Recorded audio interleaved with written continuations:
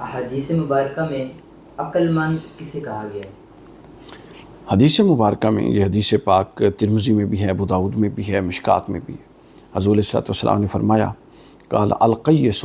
من دان نفسہ وعمل لما بعد الموت، کہ عقل مند اور سمجھدار وہ ہے کہ جو اپنی نفس کو اور نفس کی خواہشات کو زیر کرتا ہے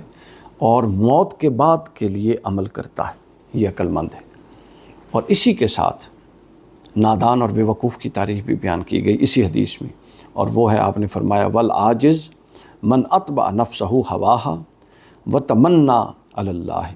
اور بے وقوف اور نادان وہ ہے کہ جو اپنی آپ کو تو نفس کی خواہشات کے حوالے کر دے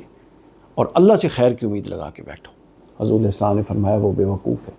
یعنی عمل نہیں کرتا، اپنے نفس کی اصلاح نہیں کرتا، نفس کو اپنی وجود کو خواہشات نفس کے حوالے کیا ہوا ہے، لیکن اللہ سے خیر کی امید لگا کے بیٹھا کہ اللہ لو بہتری ہو جانی ہے،